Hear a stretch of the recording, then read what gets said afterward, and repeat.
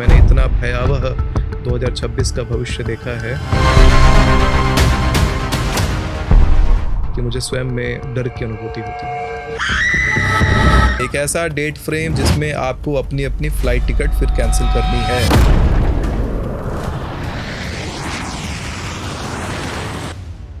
आप डरा रहे हो लोगों को।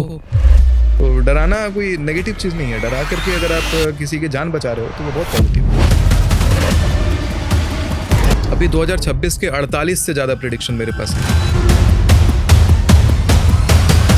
2025 के 6 जनवरी को जब मैंने कहा था कि इस साल 900 से अधिक लोग आग में झुलस करके मर जाएंगे। अहमदाबाद प्लेन क्रैश ने पूरे देश को झकझोर कर रखा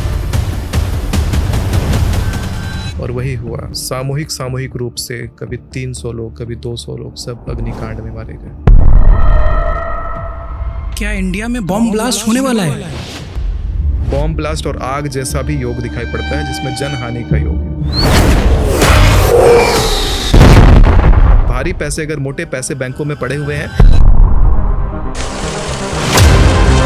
तो उन पैसों को बैंक में पड़ा ना रहने दें, अपने पैसे निकाल लें और सोने और चांदी में निवेश कर दें। पाकिस्तान में एक महंगाई बढ़ने का अचानक से हो गया। अचानक पाकिस्तान में महंगाई बढ़ेगी और भारत में वहां से मीम सर्कुलेट होगा, जैसे आटा का मीम सर्कुलेट होता था, टमाटर सर्कुलेट होता था। बांग्लादेश और म्यांमार में धार्मिक दंगा शुरू होगा। म्यांमार और बांग्लादेश हिंदू मुस्लिम दंगा होगा। धार्मिक सेगमेंट में हम हिंदू और मुस्लिम ही केवल नहीं ला सकते, इसमें क्रिश्चियन भी आते हैं। आप बच के बोल रहे हैं। और कई सारे धर्म आते हैं। तो भारत के बहुत प्रसिद्ध नेता, बहुत बड़ा न्यूज बनेगा वो। अरे हम तो फकीर आदमी है, झोला लेके चल पड़ेंगे जी। और लोग सड़कों पे उतरे हुए दिखाई पड़ेंगे, तोड़ फोड़ दंगा वगैरह सब स्टार्ट होगा। आतंकवादी पकड़ा जाएगा और वो बहुत बड़ा न्यूज बनेगा और बहुत बड़े आतंकी साजिश को रोक लिया जाएगा। गुजरात एटीएस ने आईएसआईएस के 3 आतंकियों को पकड़ा है। तो आपने कहा कि दिल्ली में बहुत बड़ी तबाही आने वाली है। जी हाँ। क्या लॉकडाउन जैसे हालात दिल्ली में आ जाएंगे? दिल्ली के जनता को मैं बताना चाहूंगा कि पब्लिक प्लेसेस पे क्या कोरोना जैसे हालात वापस अभी आ सकता है इंडिया में? राजधानी दिल्ली में कोरोना वायरस के चलते लोगों का बुरा हाल है।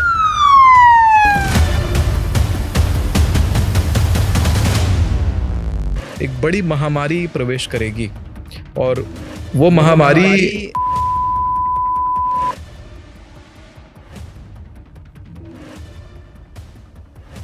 हर हर महादेव। साथियों, मैं स्वागत करता हूं आपके अपने चैनल द केसरी शो में। आज का जो शो है बहुत ही ज़्यादा डिफरेंट होने वाला है, क्योंकि इसमें आपके अपने सवालों के जवाब मिलने वाले हैं। आज मेरे साथ मेहमान हैं सुमिताचार्य जी, जिन्होंने दुनिया बदल दिया, जिन्होंने अपने आप को बहुत लोगों से दुश्मनी साबित कर दी है। क्यों? क्योंकि उन्होंने हम जैसे लोगों के लिए बहुत सी भविष्यवाणियाँ की है और ऐसी भविष्यवाणियाँ की है जो सच हो गई। उन्होंने कहा फ्लाइट क्रैश होंगे तो फ्लाइट क्रैश हो गए। उन्होंने कहा फ्लाइट ग्राउंडेड होंगे तो 5000 से ज़्यादा फ्लाइट्स ग्राउंडेड हो गई। उन्होंने कहा शेयर मार्केट डाउन होगा तो बिल्कुल धरातल तक चला गया शेयर मार्केट। उन्होंने कहा गोल्ड और सिल्वर प्राइसेस हाइक होंगी, नतीजा आपके सामने है। उन्होंने कहा पॉलिटिकल चेंजेस आएंगी तो आई। उन्होंने कहा कि भूकंप आएगा तो आई। मैं आज ऐसे मेहमान से रूबरू होने जा रहा हूं जिन्हें कहते हैं सुमिताचार्य जी। इनका एक नहीं, दो नहीं, बल्कि बहुत से गुरुकुल चल रहे हैं और ऐसे ढेर सारे आचार्य वहां जन्म लेने वाले हैं। स्वागत करता हूं अपने शो में आचार्य जी। नमस्कार, बहुत बहुत धन्यवाद अपने शो में मुझे आमंत्रित करने के लिए। तो सबसे पहले मैं जानना चाहूँगा कि आप जो भविष्यवाणी करते हैं, ये सच में भविष्यवाणी होता है या किसी के द्वारा सिफारिश की गई कुछ चीज़ें होती हैं? देखिए, मूल रूप से देखा जाए तो एक ज्योतिष का उद्देश्य होता है कि ग्रहों की भाषाओं को समझ करके वो भविष्य का वर्णन करते हैं। और जब हम इस पॉडकास्ट के लिए बैठे हैं, उस समय से ऐसा महसूस हो रहा है जैसे मेरे शरीर में कंपन हो रहा हो, क्योंकि मैंने इतना भयावह 2026 का भविष्य देखा है कि मुझे स्वयं में डर की अनुभूति होती है। और मैं चाहूँगा कि जनता को आगाह कर दूँ उस भविष्य के बारे में कि उस भविष्य से लोग आगाह हो जाएं और वो कदम ना उठाएं जो उनका आखिरी कदम साबित हो सकता था। पिछले बार 2025 में जब मैंने ऐसी भविष्यवाणियां करी थी तो लोगों को संदेह हो रहा था। जब मैंने कहा 2026 के 6 जनवरी को 2025 के 6 जनवरी को जब मैंने कहा था कि इस साल 900 से अधिक लोग आग में झुलस करके मर जाएंगे, ओह माय गॉड, और वही हुआ। सामूहिक रूप से कभी 300 लोग, कभी 200 लोग, सब अग्निकांड में मारे गए। 900 से भी अधिक चला गया ये आंकड़ा। कौन कौन से अग्निकांड थे ये?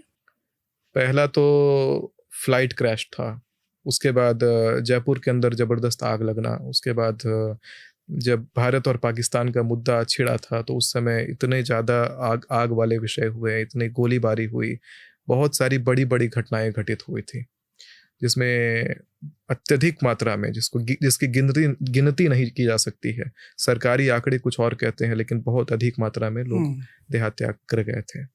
1995 से वो वर्ष मिल रहा था, पुरुषोत्तम एक्सप्रेस का टक्कर हुआ था।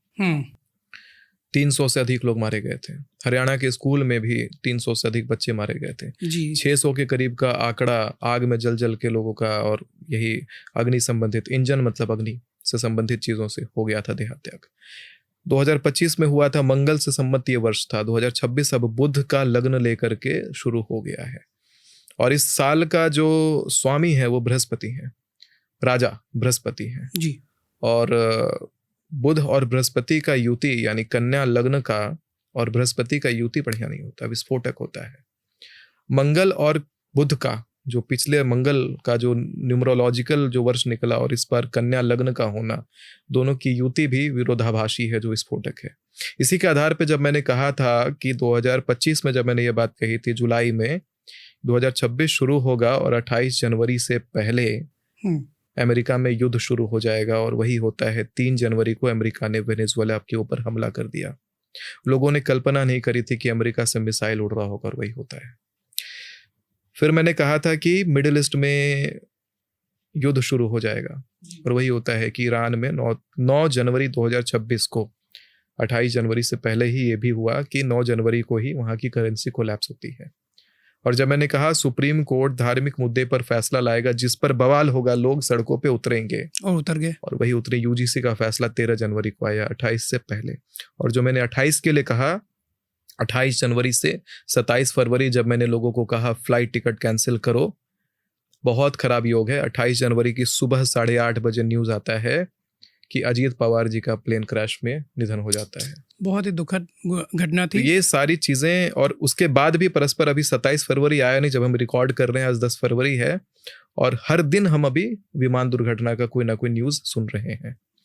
तो ये जो भविष्य का इंसाइट हमें समझ में आता है, वो इंसाइट को मैं लोगों तक कन्वे करने का कोशिश करता हूँ। ग्रह जो बोलते हैं वो बताने का कोशिश करता हूँ। अब लोग इसमें कहते हैं कि आप डराते हैं, तो अगर डराने से किसी का जान बच जाए तो मैं और डराऊंगा।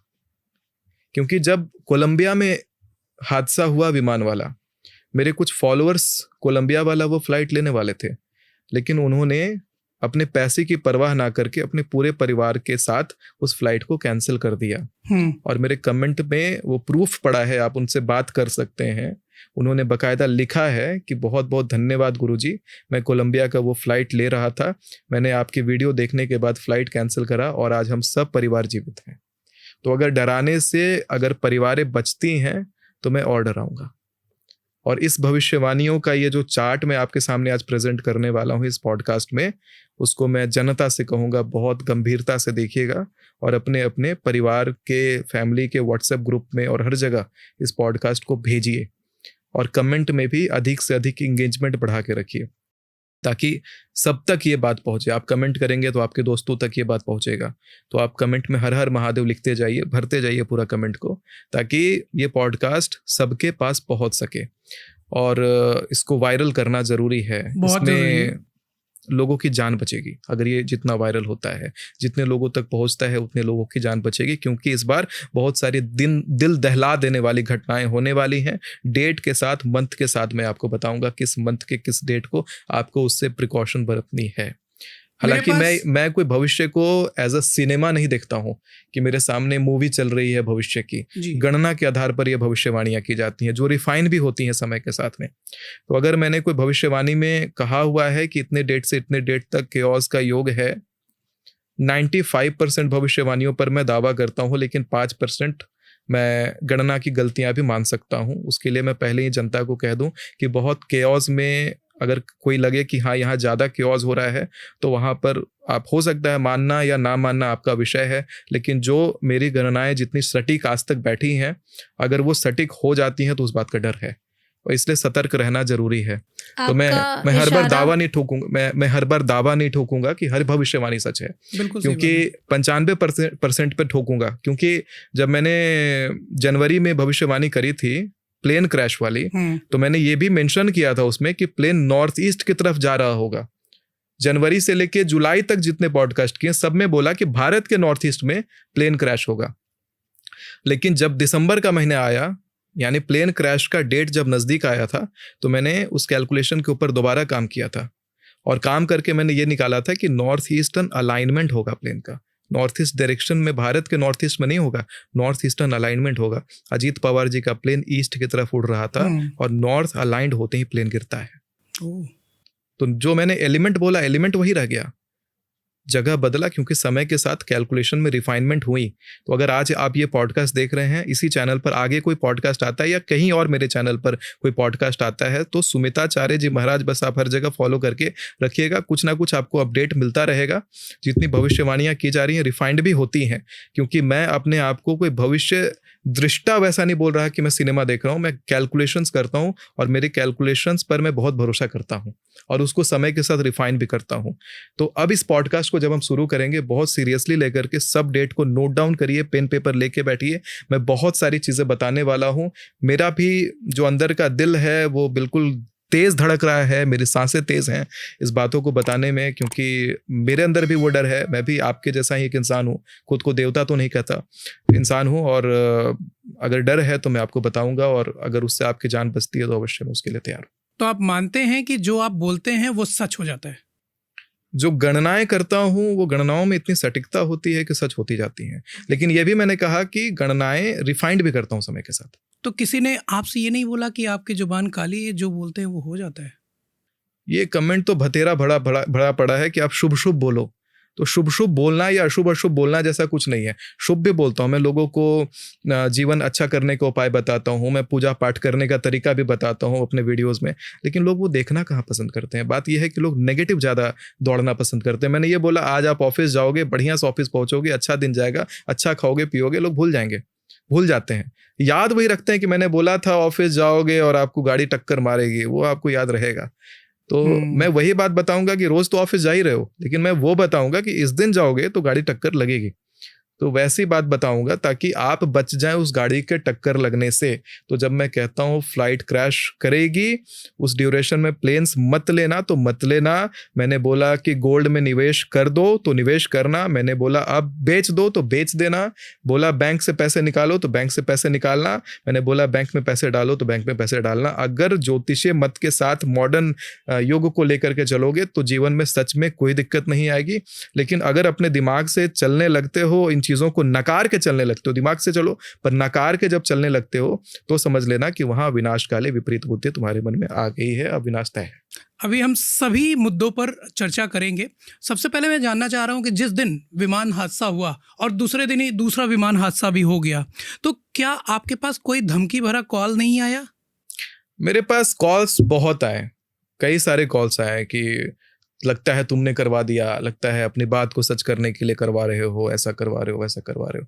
लेकिन ये बात कहीं से स्पष्ट नहीं है। स्पष्ट ये है कि भविष्यवाणी गणना के आधार पे करी जाती है। अगर कोई बैठता है मेरे साथ में तो मैं ग्रहों का वो रिपोर्ट समझा दूंगा, पंचांग से चीज़ें समझा दूंगा, जो भी भविष्यवाणी मैं करता हूँ। और अगर कोई योग्य ज्योतिषी है जिसको सच में ज्योतिषी का ज्ञान है, वो भी तुरंत उसी कैलकुलेशंस के फ्रेम पे निकाल सकता है। वो कैलकुलेशंस का विषय है। आप भी सीखोगे ज्योतिष तो सिखा दूंगा। अब लेमैन की तरह आओगे कि यार इन्होंने बोला था कि ये वाली दवाई रिएक्शन करेगी और मैंने जानबूझ के वो दवाई खाई थी, अब रिएक्शन हुआ है, तो पक्का इन्होंने रिएक्शन करवा दिया होगा। अरे रिएक्शन दवाई का है, दवाई समझो तो पहले कैसे काम करती है। आपने कहा कि गोल्ड और सिल्वर की प्राइसेस ऊपर जाएंगी, जी आपको पक्का यकीन था कि ऊपर जाएंगी? 100%, 200%। मैं पहले से कह रहा था कि इस समय इन्वेस्ट करो, इसमें इन्वेस्ट करो, गॉड की करेंसी है। अभी देखिए जी न्यूज़ पर एक्सक्लूसिव डिबेट कल चला है, 9 फरवरी को 3 बजे टेलीकास्ट हुआ है। स्पेशली मेरे इसी प्रिडिक्शन को लेकर के, गोल्ड और सिल्वर में मैंने बोला पैसे निवेश करो, बैंक से पैसे निकाल लो। तो आपने कितना निवेश किया है? देखिए अपना निजी निवेश के ऊपर तो मैं पब्लिक में चर्चा नहीं करूंगा। किया थोड़ा है? बहुत जितना बन पाता है भगवान कृपा से, जो अठन्नी चवन्नी आता है कर देते हैं। मतलब किया है? अठन्नी चवन्नी किया है कुछ। सो अगला डेट कौन सा है जब बेच देना चाहिए? देखिए गोल्ड और सिल्वर अगर आपके पास है तो उसको बेचना नहीं है, उसको अच्छा। पकड़ के रखिए, क्योंकि वो भगवान की दी हुई करेंसी है। जब गोल्ड आपके पास आता है तो सौभाग्य लेके आता है, गोल्ड जाता है तो सौभाग्य लेके चला जाता है। तो जो लेके आया है उसको रखिए अपने पास। जब तक बिल्कुल कहते हैं ना मरणासन पे नहीं पड़ गए, अब कोई कारण नहीं बच रहा, कोई उपाय नहीं समझ पा रहा, तभी बेचना है। हालांकि मैं कुछ डेट्स के बारे में अब आपसे चर्चा करता हूं कि किन डेट्स को बेचना है, किन डेट्स को आपको होल्ड करके रखना है, जी। उसके बारे में मैं आपसे अभी चर्चा करूंगा। मीनवाइल मैं एक बात करना चाह रहा हूँ। आपके तरीके से मुझे बिल्कुल भी भविष्यवाणी नहीं आती है और शायद मैं बहुत ज़्यादा नहीं मानता हूँ, बट आज मैं बोल रहा हूँ कि गोल्ड का प्राइस 5 लाख से ऊपर जाएगा तो मतलब जाएगा। मेरे पास डेट नहीं है, तो क्या जाएगा? देखिए गोल्ड का प्राइस 2.5 के आसपास टच करता हुआ इस वर्ष दिखाई पड़ता है। अच्छा। और इसमें मैं कुछ डेट्स अब बात करता हूं कि सबसे पहले जो विक्रम संवत की शुरुआत होगी 2083 2083, उस विक्रम संवत में 20 मार्च से 18 अप्रैल के बीच का ये प्रिडिक्शन है कि भारत में राज्य सत्ता परिवर्तन होगा। राज्य अच्छा। के अंदर कोई सत्ता परिवर्तन का योग आ रहा है। ये 20 मार्च से 18 अप्रैल के बीच में होगा। 18 से 19 नहीं होगा और 20 मार्च से 19 मार्च नहीं होगा। 20 मार्च से 18 अप्रैल के बीच में ही ये घटना घटेगी। भारत में राज्य सत्ता परिवर्तन का बहुत बड़ा योग है। राज्य सत्ता परिवर्तन, और कौन से राज्य की बात हो रही है? इसमें विशेष रूप से राज्य अंकित नहीं किया जाएगा, लेकिन राज्य का ही सत्ता परिवर्तन होने का योग है। अचानक से न्यूज आएगा कि फलाना राज्य के सत्ता पलट हो गया। माय गॉड, ये बड़ा न्यूज बनेगा और आने वाला है। अभी 20 मार्च से 18 अप्रैल 2026 के बीच में, आज 10 फरवरी 2026 को हम रिकॉर्ड कर रहे हैं। कल को रील में जब ये चीजें डलेंगी तो वायरल है। मेरे तो गूज़बम्स आ रहे हैं। अभी और दूसरा सुनिए, 20 मार्च से 18 अप्रैल में ही पूर्वी भारत में बहुत बड़ा केओस दिखाई पड़ता है। बहुत सारे विस्फोट, बहुत सारे उपद्रव मचते हुए दिखाई पड़ते हैं। बॉम्ब ब्लास्ट और आग जैसा भी योग दिखाई पड़ता है, जिसमें जनहानि का योग है। क्या इंडिया में बॉम्ब ब्लास्ट होने वाला है? भारत के अंदर अग्निकांड, इसको स्पष्ट कहा जाए तो अग्निकांड और उपद्रव का योग है, और बॉम्ब ब्लास्ट भी अग्निकांड के अंदर आता है। संभावना बॉम्ब ब्लास्ट भी कह सकते हैं, लेकिन भीषण आग, भीषण विद्रोह, जनता का आक्रोश भी दिखाई पड़ता है। इसमें विदेशी ताकतों का हाथ नहीं रहेगा, जनता के अंदर का ही ये सब किया धरा रहेगा। 20 मार्च से 18 अप्रैल के बीच में भारत के पूर्वी भाग में ऐसा होने का योग आता है 2026 में। आज 10 फरवरी 2026 को हम ये रिकॉर्ड कर रहे हैं। तो क्या इसको रोकने का कोई प्रावधान नहीं है? रोकने का प्रावधान नहीं है, लेकिन उस समय ये प्रावधान जरूर है कि आप पब्लिक प्लेसेस पे जाने को अवॉइड करेंगे। हो सके तो मॉल्स ना जाएं, पब्लिक प्लेसेस में ना जाएं, ज़्यादा मार्केट ना जाएं, काम भर जाएं और काम करके आएं। 20 मार्च से 18 अप्रैल। लेकिन आचार्य जी, सत्ता परिवर्तन और ये विस्फोट दोनों के डेट सेम है? दोनों के रेंज सेम है। इस रेंज में 20 मार्च से 7 भविष्यवाणियां होने वाली हैं। अच्छा। एक भविष्यवाणी और है, मिडिल ईस्ट में अचानक उत्पात और तेजी पकड़ लेगा और सोना चांदी अचानक से गति पकड़ेगा। जो सोना और चांदी का भाव अभी गिरता हुआ दिख रहा है, ये फिर से गति पकड़ेगा 20 मार्च से 18 अप्रैल के बीच में। शेयर मार्केट में अचानक उछाल आएगा इस समय, और ये जो उछाल आएगा 20 मार्च से पहले शेयर खरीदिए और 20 मार्च से 18 अप्रैल के बीच में होल्ड करिए। 18 से पहले एग्जिट कर जाइए, उसके बाद क्रैश होगा। नशीले पदार्थों का भाव बहुत अस्थिर रहने वाला है। जो लोग इंपोर्टर्स हैं, एक्सपोर्टर्स हैं, कंटेनर सिगरेट्स का, नशीले पदार्थों का, कॉफ़ी का, चाय का इंपोर्ट एक्सपोर्ट करते हैं, बड़ा इन्वेस्टमेंट का रिस्क इसमें नहीं लेना है। इसके प्राइसेस बहुत फ्लक्चुएट करेंगे। और साथ में मेटल में निवेश जितना हो सके करें, सोने चांदी में निवेश कर लें, क्योंकि आगे आने वाले समय में जितना उछाल आने वाला है वो आप फिर पुराना वाला प्राइस नहीं पकड़ पाएंगे। तो आपका कहना है कि 20 मार्च से लेके 18 अप्रैल के बीच 2026 जितना हो सके सोना खरीद लो और 18 अप्रैल के पहले एग्जिट भी कर जाओ। जी, सोना नहीं बेचना है। सोना जो आपने खरीदा सोना पकड़ के रखना है, लेकिन मेटल में निवेश करना है, शेयर मार्केट में शेयर्स खरीदना है। उस बीच में शेयर मार्केट का अलग प्रिडिक्शन दिया है, सोना और चांदी का अलग किया है। लेकिन आपका दावा है कि वो नीचे भी जाएगा।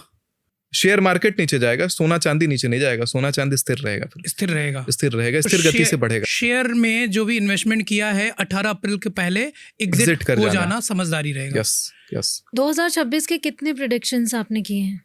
अभी 2026 के 48 से ज्यादा प्रिडिक्शन मेरे पास हैं।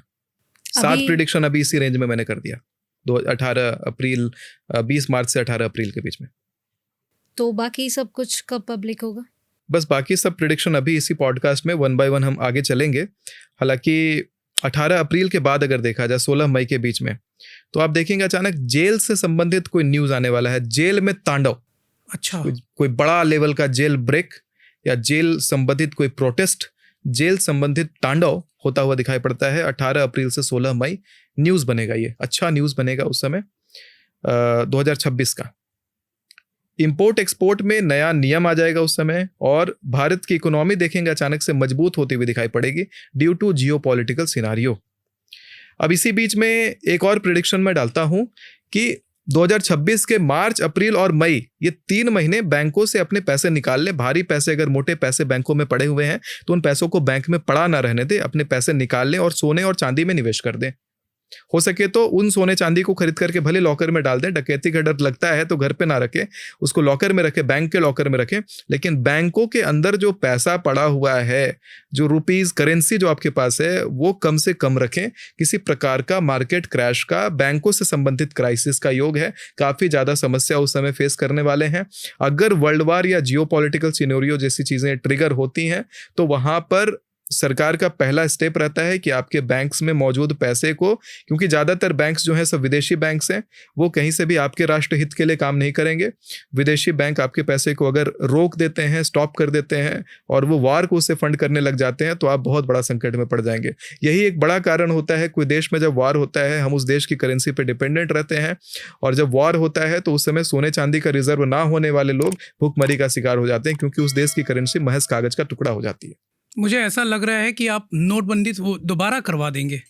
नोटबंदी दोबारा करवाना मेरा उद्देश्य नहीं है, लेकिन भारत के अंदर इस प्रकार का योग दिखाई पड़ता है। हालांकि 18 अप्रैल से 16 मई के बीच में भारत के परिधि से अगर आप उत्तर की तरफ लकीर खींचेंगे तो कुछ देश आते हैं, कजाकिस्तान, उज्बेकिस्तान, तुर्कमेनिस्तान, किर्गिस्तान और तजिकिस्तान, और कुछ अफगानिस्तान का भाग छूता हुआ जाता है। तो इन देशों में आप देखेंगे कि अचानक से करेंसी कोलैप्स का योग आता है। जो नोटबंदी आपने शब्द बोला है वो समझिए कि करेंसी कोलैप्स करता हुआ इन देशों में दिखाई पड़ता है। इन देशों की करेंसी बहुत गिर जाएगी नीचे। इस प्रकार का योग जो है इस 18 अप्रैल से 16 मई के बीच में दिखाई पड़ता है। तो इसका तो असर ग्लोबली भी बहुत होगा। ये ग्लोबल है सब कुछ, ये इंटरनेशनल पॉलिटिक्स में असर पड़ेगा इसका और इंटरनेशनल न्यूज़ बनेगा, ये सब नॉर्मल नहीं है। इसी तरीके से आप देखिएगा कि 18 अप्रैल से 16 मई के बीच में चाइना का जो रीजन है, जो भारत के उत्तर में भाग है, चाइना, रशिया और मंगोलिया जो रीजन है, उस एरिया में कुछ भूमि से संबंधित इम्बैलेंस हो रहा है। मतलब वहाँ पर बहुत शक्तिशाली भूकंप का योग आता है, वहाँ पर भूकंप से बहुत जबरदस्त प्रकोप होता हुआ दिखाई पड़ता है। Oh my God. इसी 18 अप्रैल से 16 मई के बीच में बड़ा भूकंप चीन, रूस, मंगोल का जो क्षेत्र है वहाँ पर होता हुआ दिखाई पड़ता है। किस तीव्रता पे आने की संभावना दिखती है? ये 6.5-7 से ऊपर का तीव्रता दिखता है। इसमें काफ़ी विध्वंसकारी जो तीव्रता होती है वो आप कह सकते हैं। मैंने विशेष सिस्मोलॉजी का अभी डेटा मेरे ध्यान में नहीं है कि किसको ज़्यादा विध्वंसकारी मानेंगे, लेकिन यूजुअल एक अगर देखा जाए तो जो विध्वंसकारी स्केल होता है वो वाला इसके लिए पकड़ता हुआ दिखाई पड़ता है। तो क्या भारत में भी भूकंप आने की संभावना है?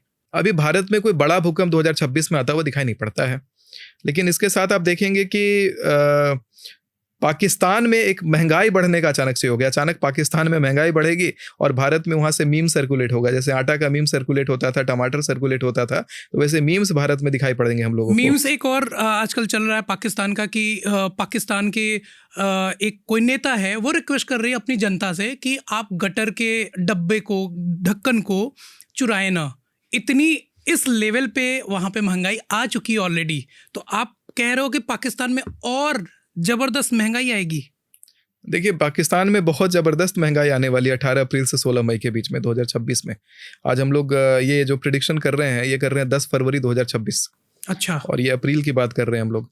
मिडिल ईस्ट में देखिएगा सत्ता परिवर्तन होगा। 1 मिनट, क्या ऐसा भी हो सकता है कि पाकिस्तान दोबारा कभी इंडिया में वापस विलय हो जाए? डिक्टेटर गवर्नमेंट होगा तभी होगा। जब तक लूटने वाली सरकार बनेगी, हर व्यक्ति 5 साल के लिए आएगा और सोचेगा लूट के चले जाएं, तब तक ऐसा हो नहीं सकता। क्योंकि जिस समय डेमोक्रेटिक गवर्नमेंट भारत में आई थी, उसी समय से भारत टुकड़े होने शुरू हो गए हैं। पाकिस्तान टुकड़ा हुआ, बांग्लादेश टुकड़ा हुआ, नेपाल भी टुकड़ा हुआ, सब एक साथ अखंड भारत का हिस्सा हुआ करती थी। वो वही कर सकता है जो यहाँ पर हमेशा के लिए शासन में बैठा है। उसको पता है कि सब कुछ मेरा है, अब विस्तार करो। डिक्टेटर गवर्नमेंट, अगर इस तरह का गवर्नमेंट बनेगा तभी पाकिस्तान भारत में मिल सकता है। अच्छा, कभी अगर ऐसा हुआ कि पाकिस्तान इंडिया में वापस से फिर से जी, विलय होने के कगार पे है, तो इंडिया के लिए बेहतर क्या होगा? विलय हो जाना बेहतर होगा। इंडिया में जब पाकिस्तान मिल जाए, बांग्लादेश इंडिया में मिल जाए, वो बढ़िया रहेगा। आप अगर गवर्नमेंट के नज़र से देखेंगे, मीडिया के नज़र से देखेंगे, तो दोनों दुश्मन हैं। लेकिन आपको कुछ वीडियोस मेरे भी मिल जाएंगे पाकिस्तानियों के साथ, बहुत बढ़िया से हम लोग एक रेस्टोरेंट में बैठ के सब एक ही टेबल पे सब साथ में खा रहे हैं, गाना गा रहे हैं, पाकिस्तानी भी गा रहे हैं, सब मिलजुल करके अच्छा समय व्यतीत कर रहे हैं। मेरे कई सारे पॉडकास्ट पाकिस्तानियों के साथ भी हैं। हांगकांग में कुछ मैंने कई इंटरव्यूज़ दिए हैं पाकिस्तानियों को। धर्म को, उन्होंने भी हिंदू धर्म को प्रमोट करा है। उनके चैनल पे टॉप पे ये हिंदुत्व वाला वीडियो उनके चैनल के टॉप पे पड़ा हुआ है। तो पाकिस्तानी ऐसा नहीं है कि बिल्कुल नफरत करते हैं, नफरत करवाता है यही गवर्नमेंट जो तोड़ने का काम करता है। पहले जब जातियां अखंडित होने लगी, जब हमने बोला कि हम सब एक हैं, सब एक हैं, और वहीं पर देखिए यूजीसी का कानून आता है, तुरंत सब में जाति विभाजन का बात आ जाता है। कॉलेज में पढ़ने वाले बच्चे अब जाति से पहचाने जाने लगे हैं। तो जातिवाद खत्म हो गया था, फिर जाति ले आई। कल को ये भी शुरू हो सकता है कि मैं कॉफ़ी पीता हूँ, मैं चाय पीता हूँ, तो चाय वाले अलग लड़ेंगे, कॉफ़ी वाले अलग लड़ेंगे। तो ये जाति विभाजन करना, विस्फोट करवाना सरकार का ये नियम है, विभाजित करना।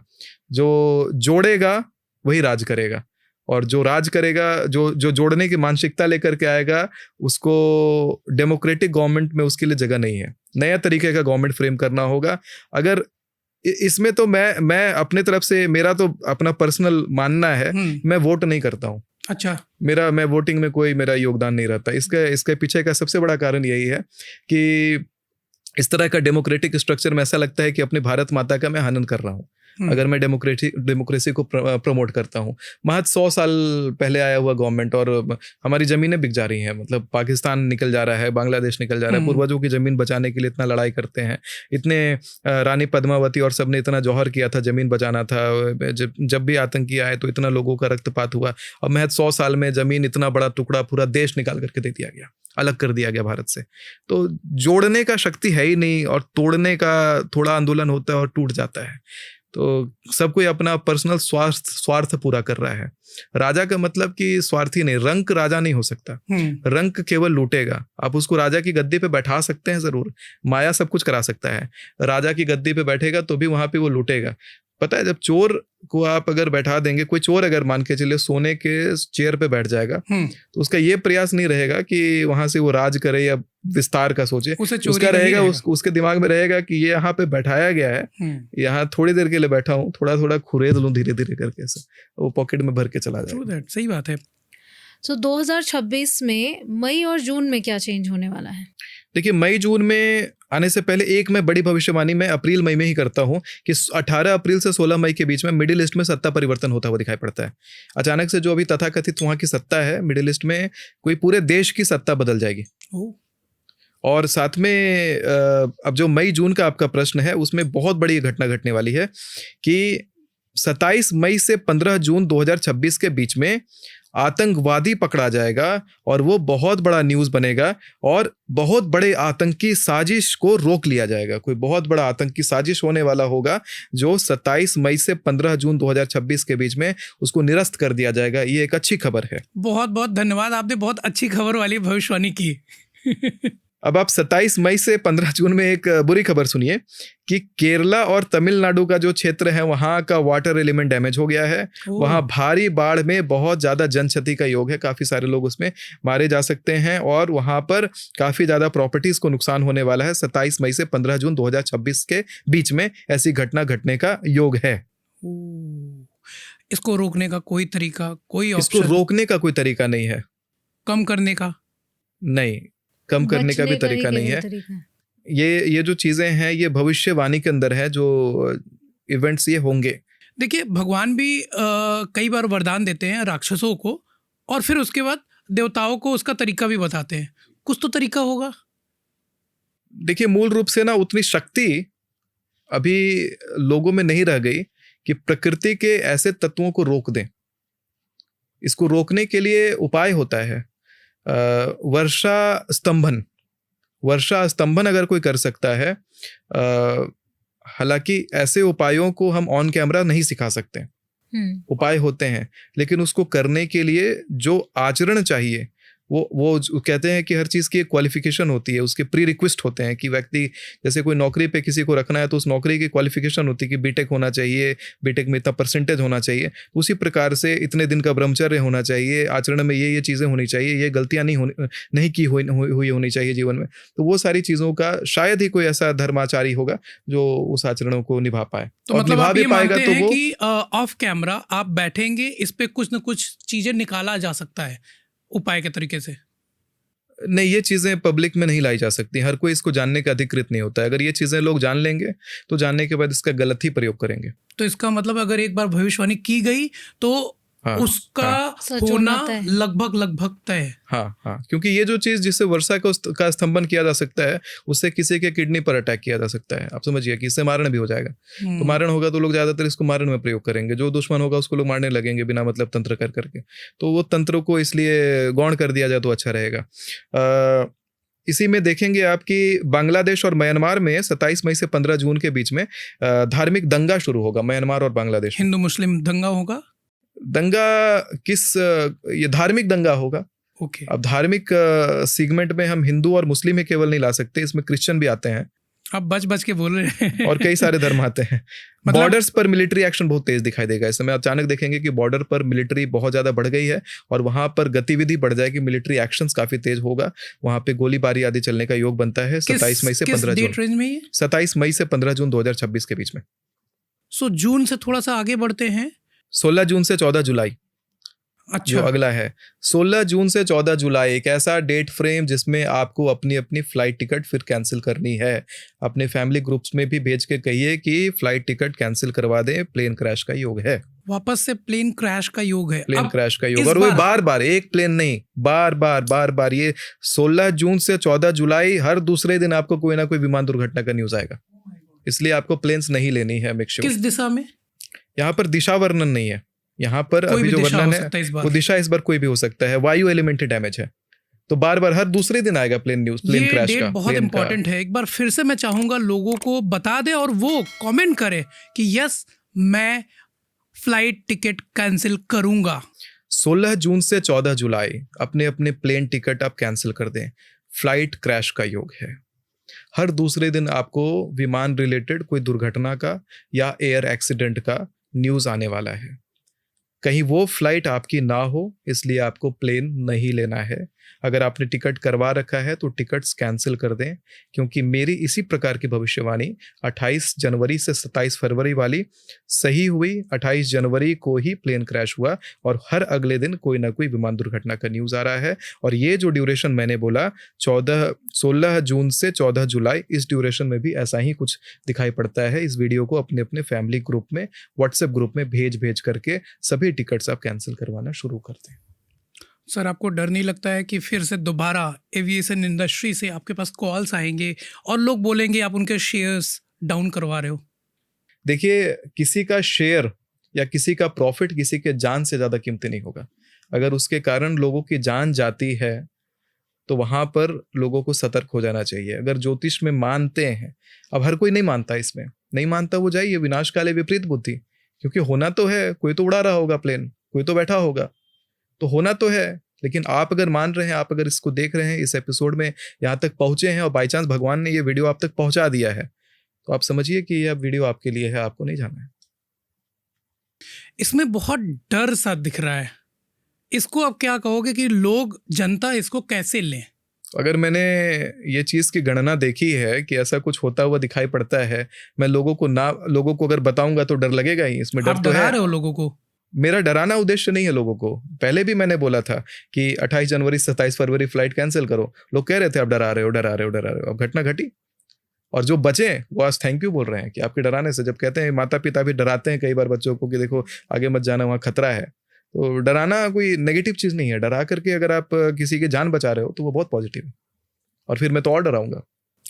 इसके आगे के मंथ्स में या फिर इसी मंथ में और क्या चीज़ें दिखती हैं आपको? एक और बहुत बड़ा बवाल मुझे दिखाई पड़ता है। 16 जून से 14 जुलाई के बीच में कोई भारत के बहुत प्रसिद्ध नेता, पॉलिटिशियन का असैसिनेशन दिखाई पड़ता है और उस असैसिनेशन के कारण बहुत बड़ा बवाल उठेगा। अच्छा। बहुत बड़ा न्यूज़ बनेगा वो, और लोग सड़कों पे उतरे हुए दिखाई पड़ेंगे, तोड़ फोड़ दंगा वगैरह सब स्टार्ट होगा। कोई बड़ा पॉलिटिशियन का असैसिनेशन का योग है। इसके साथ ही विमान में भी, जो विमान दुर्घटना का मैंने बोला इसमें योग, उसमें भी पॉलिटिशियन बैठे होंगे, उसमें भी पॉलिटिशियन का देहात्याग होगा 16 जून से 14 जुलाई 2026 के बीच में। इसके साथ ही इसी ड्यूरेशन में मिडिल ईस्ट में फिर से सत्ता परिवर्तन का योग बनता है 16 जून से 14 जुलाई। बहुत फ्रीक्वेंट वहां पे जो सत्ता से संबंधित न्यूज़ है वो मिडिल ईस्ट से भी आएगा। बाबा वेंगा जी के बारे में आपने सुना होगा जी। उन्होंने जितनी भी भविष्यवाणियां की हैं, हाँ। लगभग 85% सही हुई हैं। हालांकि उनके जितने भी भविष्यवाणियां थी लिखित रूप में कहीं भी प्रमाणित नहीं था। लोगों ने कहीं से सुना या उनके द्वारा कही गई, किसी ने बताया। जी। आपके भविष्यवाणी में कितने % की सच्चाई दिखती है? 95%। सो क्या आपको लगता है कि बाबा वेंगा जी के द्वारा जितनी भी भविष्यवाणियां की गई हैं उनमें से कई चीजें आपने भी रिपीट की है? बाबा वेंगा की कोई भविष्यवाणी मैंने रिपीट नहीं की है, ना मैंने देखी है। जो अच्छा। भविष्यवाणी मैं करता हूँ मेरे में बहुत एक्यूरेसी रहती है कि मैं डेट के साथ कर रहा हूँ। मैं बकायदा डेट बता रहा हूँ। मैं बोल रहा हूँ 15 जुलाई से 12 अगस्त, तो 15 जुलाई से 12 अगस्त। बाकी इतना मुझे आइडिया जरूर है कि एक टाइम फ्रेम बताते हैं वो, 5 साल का, 2 साल का, 1 साल का, पूरा टाइम फ्रेम बताते हैं। अब 1 साल के अंदर कितने विमान गिरेंगे? बहुत गिर जाएंगे। लेकिन मेरा डेट है। ये बहुत जैसे कल मैं डिबेट में different था जी न्यूज में, तो वहाँ कहा कि अरे 5 साल में तो इतने 1000 विमान गिर गए हैं। वैसे आप अगर कम्युनिटिव जोड़ोगे तो महीने में इतने विमान गिर रहे हैं, ऐसे गिर रहे हैं, वैसे गिर रहे हैं। लेकिन जो डेट बता रहा हूँ वो डेट नहीं है, उसमें वो डेट मिसिंग है। तो डेट के बिना करना गेसवर्क बड़ा आराम से काम कर जाएगा। लेकिन जो मैं डेट बता करके बता रहा हूँ चीज़ों को, और ये जो फैक्ट्स हैं बकायदा, जो डिटेल्ड इंफॉर्मेशन जो ज़्यादा दे रहा हूँ मैं इसमें, वो डिटेल्स नहीं है उसमें। अच्छा, ज्योतिष शास्त्र में कहा जाता है हिंदी कैलेंडर माना जाता है, बट आपने जितनी भी डेट्स बताई है सारे इंग्लिश डेट्स हैं। ये डेट्स जो हैं पहले निकलती तिथियां हैं, उसके बाद कहते हैं लोक चार की भाषा में इसको कन्वर्ट करके उसको डेट में कन्वर्ट किया जाता है। तभी ये मंथ इस तरीके से नहीं चल रहा है कि जून जुलाई का बताइए, ये चल रहा है 15 जुलाई से 12 अगस्त। अगर आप इसको पंचांग में देखेंगे तो ये तिथियां चल रही हैं वैसे वैसे, पर ये प्रतिपदा से अमावस्या चल रहा है, प्रतिपदा से पूर्णिमा चल रहा है, ये इस तरीके से चल रहा है।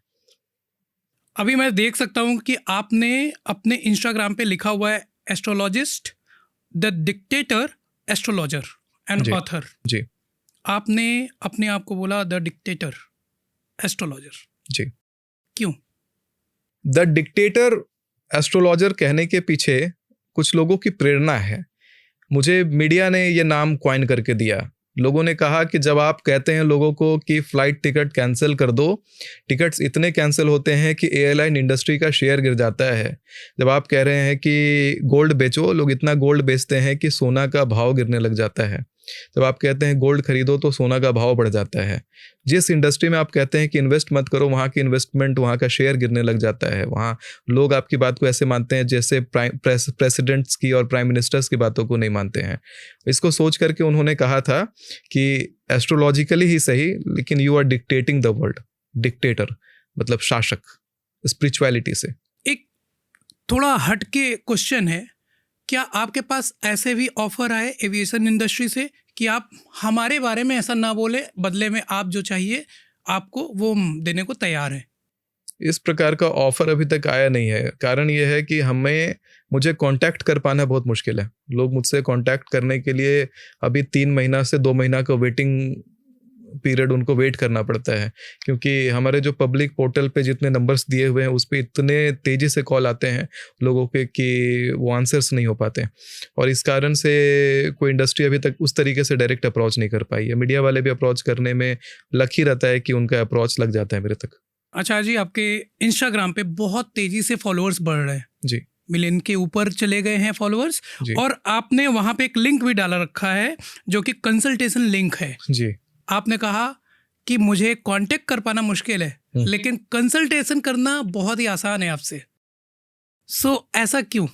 देखिए, मेरा वेबसाइट है sumitacharya.in। अब लोग वहाँ पर जा करके बुकिंग बनाते हैं, उसमें अलग अलग कैटेगरीज होती हैं, तो जो भी लोग उसमें बुक करते हैं, बुक करने के बाद दे हैव टू वेट, क्योंकि उस पर बुकिंग्स भी बहुत होती है। जो मैंने अभी शुरू में बोला कि 2 महीना 1.5 महीना वेटिंग है, तो लोगों को वेट करना पड़ता है बुक करने के बाद वो पे करके। तो इसलिए अगर कोई नॉर्मल कॉन्टैक्ट करना चाहता है तो उसको भी पे करके आना पड़ता है, तो कॉन्टैक्ट हो पाता है। अभी ऑफलाइन कैमरा पे जब हम बात कर रहे थे कैमरे के पीछे, आपने कहा कि दिल्ली में बहुत बड़ी तबाही आने वाली है। जी हाँ। क्या लॉकडाउन जैसे हालात दिल्ली में आ जाएंगे? देखिए, 15 जुलाई से 12 अगस्त के बीच में दिल्ली की जनता को मैं बताना चाहूँगा कि पब्लिक प्लेसेस पे जाना छोड़िए। लॉकडाउन लगाना पड़े तो लगाइए, आप मॉल्स में मत जाइए, आप सिनेमा घरों में मत जाइए, काम से काम रखिए, घर पे आइए, काम पे जाइए, घर पे आइए, काम पे जाइए, बस इतना करिए, क्योंकि किसी प्रकार का आतंकी गतिविधि होने का इस बार योग बनता है इस समय चंद्र दर्शन मुहूर्त के हिसाब से। अच्छा। और इस मुहूर्त के हिसाब से दिल्ली में, यानी भारत का जो केंद्र है, वहां पर आतंकवादी हमला और उपद्रव मचने का योग बनता है। हालांकि उस ड्यूरेशन में आतंकवादी पकड़े जाएंगे और फिर से बड़े आतंकी प्रोजेक्ट को निरस्त कर दिया जाएगा। तो ये घटना है, और दिल्ली की जनता या दिल्ली में जो लोग रहते हैं, जिनके बच्चे दिल्ली में रहते हैं, उन तक ये वीडियो भेजिए, फैमिली ग्रुप्स में भेजवाइए वीडियो, ताकि लोग पब्लिक प्लेसेस में 15 जुलाई से लेके 12 अगस्त के बीच में जाना अवॉइड कर दें। लॉकडाउन लगवाना हो तो लगवाए सरकार, अगर ज्योतिष में मान करके करवाए कुछ तो अच्छा है। दिल्ली में प्रदूषण बहुत ज़्यादा बढ़ रहा है जी, क्या उसके बारे में भी कुछ भविष्यवाणी की गई है? दिल्ली में प्रदूषण को लेकर के तो भविष्यवाणी नहीं है, लेकिन दिल्ली छोड़ करके अगर महाराष्ट्र को देखा जाए तो 15 जुलाई से 12 अगस्त के बीच में महाराष्ट्र में बहुत बड़ा जनहिंसा का योग बनता है, और इंटरनेशनल रिलेशंस भारत के उस समय खराब भी हो जाएंगे। जो अभी बने हुए रिलेशंस है बढ़िया, उसमें से कुछ ऐसे न्यूज़ आएंगे कि इंटरनेशनल रिलेशंस 15 जुलाई से 12 अगस्त के बीच के जो बैठकें होंगी, बायलैटरल टॉक्स होंगे, उसमें रिलेशंस खराब होंगे भारत के। तो इसका मतलब शेयर्स फिर से डाउन होंगे उस समय? शेयर मार्केट का क्रैश होना तय है 13 अगस्त से 11 सितंबर के बीच में, और फिर से 12 सितंबर से 10 अक्टूबर, यानी 13 अगस्त से 10 अक्टूबर तक शेयर मार्केट बिल्कुल क्रैश होता हुआ दिखाई पड़ता है। इस समय एग्जिट कर जाए पहले इन्वेस्ट किए हुए लोग तो बढ़िया रहेगा।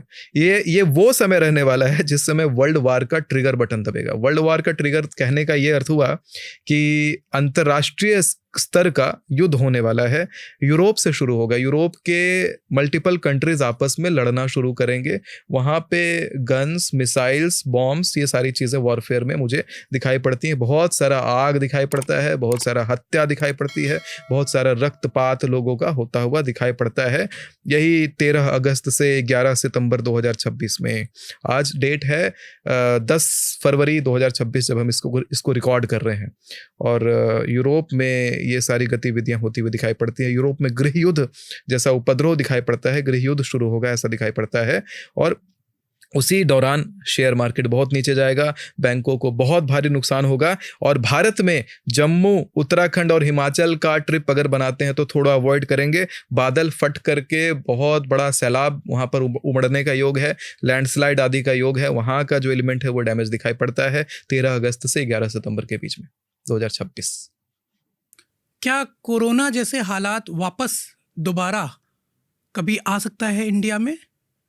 जी हाँ, भारत में 22 अक्टूबर से लेकर के 20 नवंबर के बीच में एक बड़ी महामारी प्रवेश करेगी, और वो महामारी बहुत तेजी से फैलती हुई दिखाई पड़ती है। वो क्या स्केल पकड़ती है, कोरोना के जैसा लॉकडाउन लगवाने वाला स्केल पकड़ती है, या फिर लोग कोरोना से अब तैयार हैं तो वैसी महामारी को कंट्रोल कर लेते हैं। लेकिन महामारी उस समय, महामारी संबंधित बीमारियों का उपज होने का, भारत में प्रवेश होने का बहुत बड़ा योग आता है। आज के टाइम पे बहुत से लोग सोशल मीडिया पे करियर बना रहे हैं, भविष्यवाणी कर रहे हैं, और कई लोगों ने तो आपके ऊपर मीम्स बनाए हैं, प्रतिक्रियाएं दी हैं, और उनके भी चैनल्स चल पड़े हैं। जी। इसमें आपको क्या लगता है? शक्ति। शक्ति कैसे? लोगों ने जहाँ भी यूज़ करा, या कहते हैं कि जब शक्ति का साथ होता है किसी काम को करने के पीछे, तो वो चीज़ बहुत तेज़ी से ऊपर जाती है, क्योंकि शक्ति को रोक पाना बहुत मुश्किल है। आपने अपने आप चाहे नेगेटिव जाइए चाहे पॉजिटिव जाइए, दोनों जी। तरीकों से शक्ति को रोकना मुश्किल है। बिल्कुल सही बात है। शक्ति की जब बात हो रही है तो शक्ति के रूप में नारी शक्ति भी बहुत बड़ी शक्ति है। क्या आप शादीशुदा हैं? मैं शादीशुदा हूँ, मेरा बच्चा भी है। अच्छा, कितने बच्चे? एक बेटा है।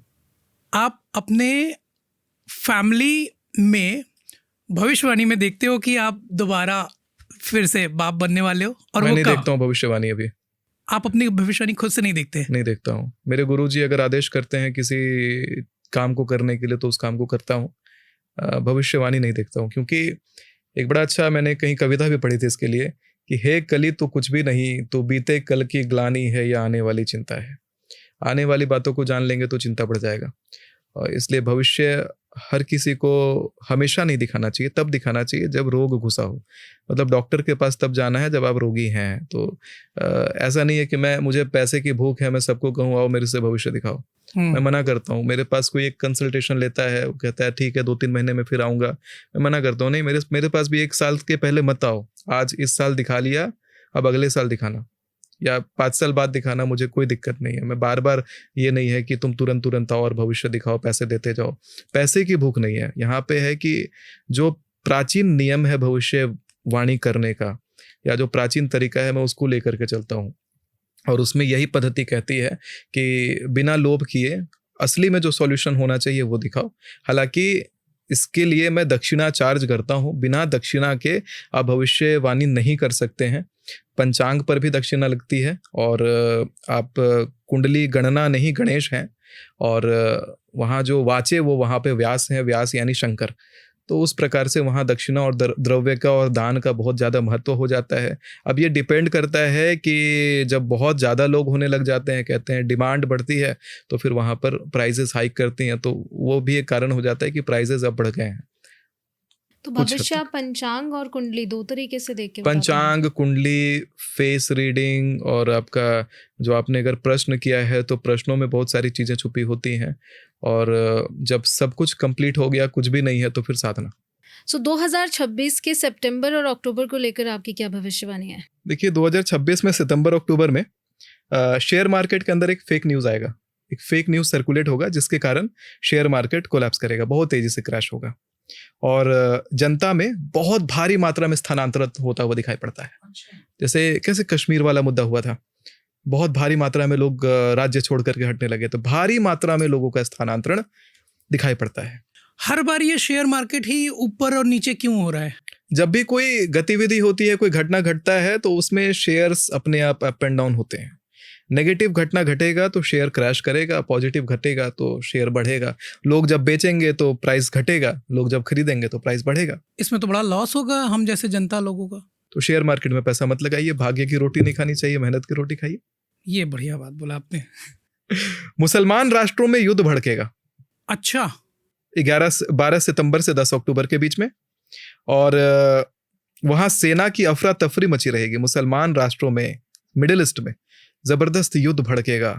जो युद्ध की चिंगारी दिख रही है हमें ईरान से और बाकी देशों से, वो युद्ध भड़केगा बकायदा, और वो बड़ा होगा, और वहां पर सेना की जबरदस्त अफरा तफरी मचेगी 12 सितंबर से 10 अक्टूबर के बीच में। सरकारी कर्मचारी भारत में हड़ताल कर रहे होंगे, और वहीं पूर्वी भारत में भूकंप आएगा। प्रकृति का कहर दिखाई पड़ेगा पूर्वी भारत में, और उड़ीसा और आंध्र प्रदेश में तो धार्मिक हिंसा होगी और सत्ता परिवर्तन होगा। अगेन फिर से सत्ता परिवर्तन। उड़ीसा और आंध्र प्रदेश, बकायदा स्टेट्स बता रहा हूं इस बार, ये तय है। ये तय है। आप ताल ठोक के बोलते अपनी भविष्यवाणी जी, 12 सितंबर से 10 अक्टूबर के बीच में, और वही स्पेशलाइजेशन है कि जो मुझे द डिक्टेटर एस्ट्रोलॉजर बनाती है, बाकी एस्ट्रोलॉजर के ज्यादा ऊपर। आपको अपने भविष्यवाणी पर पूरा भरोसा दिखता है, क्या आप पिक्चराइजेशन करते हैं कि ऐसा हो रहा है, होने वाला है? कैलकुलेशन करता हूँ और समय समय से रिफाइन भी करता हूँ। ये कैलकुलेशन आप कब करते हैं? मैं तुरिया संध्या में करता हूँ, रात में 11 बजे से लेकर के 1:30 बजे रात के बीच में करता हूँ। इसे तुरिया संध्या क्यों तुरिया बोलते हैं? संध्या का कहते हैं, वो देवी साधना का काल होता है। और उठते कितने बजे आप? मेरा उठने का समय डिपेंड करता है शेड्यूल पे। ऐसे 6 साढ़े 6 बजे मैं उठ जाऊंगा। 3-3.5 घंटा का नींद मैं रात को लूंगा। और चूंकि मैं बिहार से हूँ, दोपहर में खाने के बाद एक छोटा सा नींद लेता हूँ। डिपेंड करता है, अगर शेड्यूल टाइट है तो वो नहीं लूंगा। कभी घर वाले या बच्चे या कोई मेहमान आया हो, डर नहीं जाता है कि रात में आप पूजा कर रहे हैं, पाठ कर रहे हैं? लोग डरते हैं। लोगों के मन में यही भ्रम तो है कि रात में पूजा किया जाए तो पूजा नकारात्मक हो जाती है। लेकिन जब हम देवी का त्यौहार मनाते हैं तो नवरात्रि मनाते हैं। नवरात्रि का मतलब है देवी की पूजा रात को करनी चाहिए। अच्छा। तो रात्रि में 10:30 बजे के बाद देवी का काल शुरू होता है। जब पूरी प्रकृति सोती है तो देवी जो है सूक्ष्म रूप से कार्य करती है। ओम रात्रि त्रया घट्टस्य सुक्तस्य कुशिक सौभरो रात्रिर्वा भारद्वाजो ऋषि। इस प्रकार से ये रात्रि सूक्त शुरू होता है, तंत्रोक्त रात्रि सूक्त। हमारे शरीर में जितनी छोटी छोटी ब्लड का संचार हो रहा है, ग्रोथ हो रहा है, अगले दिन हम बिल्कुल रिफ्रेश हो जाते हैं। जैसे माँ ने नए बच्चे को जन्म दे दिया हो, वैसा रिफ्रेश होकर के हम महसूस करते हैं। तो ये सारी चीज़ें जो हम देख रहे हैं कि हमारे आसपास घटित होती हैं, रात भर में बहुत सारा बदलाव, अगले दिन सुबह फ्रेश लगता है। तो वो माँ भगवती इस तरीके से हमें नया जीवन प्रदान करती है। तो जैसे छोटे बच्चे माँ के शरण में जाते हैं रात के समय, उसी प्रकार से वो भाव रखते हुए अगर आप माँ का आराधना रात को करते हैं तो माँ जल्दी सिद्ध होती हैं और जल्दी प्रसन्न होती हैं। इसलिए रात में पूजा करनी चाहिए भगवती की। मेरे एक रिश्तेदार हैं जो रात में पूजा करते हैं और लंब करके कोई मंत्र का उच्चारण करते हैं। आपको आइडिया है कि ये लंब सही प्रोनाउंसिएशन है या नहीं है? नहीं है। देखिए, ये चक्र जागृति में बीज होते हैं लंग लंग कहते हैं, अंगा लगता है वहां ये पे। सही तो ये सही उच्चारण है। प्रोनाउंसिएशन है। इसको मूलाधार चक्र को जागृत करने के लिए किया जाता है। मूलाधार में कुंडलिनी मारी हुई नाग का स्वरूप बैठा होता है, उसको जागृत करते हैं लोग भौतिक सुख प्राप्त करने के लिए। अच्छा। लेकिन फिर मैं कहूं कि भौतिक सुख अगर आप प्राप्त करेंगे जो आपके कर्म में निहित नहीं है वो प्राप्त करेंगे, तो जो कर्म में कहीं और प्राप्त होना था वो कटेगा और दूसरा कुछ प्राप्त होगा। जो चाहते हैं वो प्राप्त होगा। तो इस बात को कैसे समझे कि हमारे भाग्य में लिखा है या नहीं लिखा है? देखिए, भाग्य में अगर लिखा भौतिक सुख है, की बात करें, कई सारी चीज बहुत ज्यादा हम प्रयास करते हैं और वो चीज़ हमें नहीं मिली होती है। हम समय से बहुत आगे बढ़ जाते हैं उसमें। तो ऑब्वियस है कि वहाँ पे नहीं लिखा हुआ है। लेकिन फिर भी आप अगर ज्योतिषीय मत से देखेंगे, किसी को कुंडली दिखा कर अगर समझना चाहेंगे भाग्य में लिखा है कि नहीं लिखा है, तो ज्योतिषी बता देंगे है कि नहीं है। लेकिन फिर भी आप कहेंगे नहीं, हमारा जिद है, हमें प्राप्त करना ही करना है, तो फिर प्राप्त करने के तरीके हैं, तंत्र है। अच्छा। भारत के एक बहुत बड़े एस्ट्रोलॉजर हैं, पॉडकास्ट में बहुत आते हैं और वो दावा करते हैं कि अगर आपकी कुंडली में ग्रह दशा खराब है तो हम उसे सही कर सकते हैं। बट आप इस चीज़ को मानते हो कि सही नहीं करना चाहिए, लिखा है तो भोगो। देखिए, अगर वो संकट सच में संकट है, मतलब अगर किसी की आयु को खतरा है, आपके परिवार बिखरता हुआ दिखाई पड़ता है, तो वैसे में तो करना पड़ेगा। कहीं और से थोड़ा सुख हटा देंगे, नींद कम हो जाएगी, सुख जीवन के कहीं कहीं कटेंगे, लेकिन कम से कम जो वो तो मिलेगा जो चाहिए। तो करना चाहिए। पूजा पाठ करने से कहते हैं आप चाहे स्वार्थ से जाइए और या फिर निस्वार्थ भाव से जाइए। जिस भी भाव से भगवान के पास जाके प्रार्थना करते हैं, आपका अंतर्मन पवित्र होगा। अपवित्रा पवित्रो वा सर्वावस्थाम गतोपि वा। अपवित्र चाहे पवित्र, जिस भी अवस्था में आप भगवान के पास जाएंगे, अपवित्रा पवित्रो वा सर्वावस्थाम गतोपि वा यह स्मृत पुंडरीकाक्षम सह बाह्याभ्यंतरः शुचि। जो पुंडरीकाक्ष का स्मरण मात्र करेगा चाहे कोई भी मनोवृत्ति से करे, किसी को कष्ट पहुंचाने के लिए करे, चाहे खुद को कुछ प्रदान करने के लिए करे, प्राप्त करने के लिए करे, तो भी भगवान का स्मरण मात्र करेगा तो उसका अवचेतन मन भी सुंदर हो जाएगा, बढ़िया हो जाएगा और बाहर से भी शुद्ध हो जाएगा। अंदर बाहर से शुद्धि भगवान देते हैं। सो आपका कहने का ये मतलब है कि अगर असल में संकट है तो उसका निदान करना चाहिए, और अगर केवल भौतिक सुख की प्राप्ति के लिए आप कर रहे हैं हाँ। तो उसे आप अवॉइड करें, Avoid क्योंकि कहीं करिए। ना कहीं आपका सुख जाएगा, सुख कटेगा। हाँ, कटेगा। कर्मों से अपने भाग्य को बदला जा सकता है, मानते हैं या नहीं? कर्मों से भाग्य नहीं बदलेगा। भाग्य वही गति पकड़ेगा जो भाग्य में है, पहले से भाग्य तय है। अगर कर्म से ही भाग बदल जाए तो बहुत लोग सिविल सर्विसेज की तैयारी करते हैं, कोई फेल नहीं होगा, सब के सब सिविल सर्वेंट बन जाएंगे। कुछ चीजें भाग्य पे भी निर्धारित होती हैं। बट मैंने तो देखा हुआ है कि कर्मों से बहुत कुछ चेंज होता है। मैं अपनी लाइफ में बताऊं, मैं नौकरी किया करता था और मैंने स्टार्ट किया अपनी वाइफ कंचन मैडम को हेल्प करना, और शी वाज मतलब इतना ज़्यादा मेहनत करती थी, ये रात के 2 बजे 3 बजे शूट करती थी वीडियोस। आज लोग कहते हैं यार भाग्यशाली थी कंचन, जो इतने बड़े इंडिया के नंबर 1 इंग्लिश ट्रेनर के रूप में सामने आई। जी। लेकिन हमें पता है कि वो भाग्य नहीं बल्कि कर्म है हमारे। हमने तो इस देखिए- चीज़ को देखा है।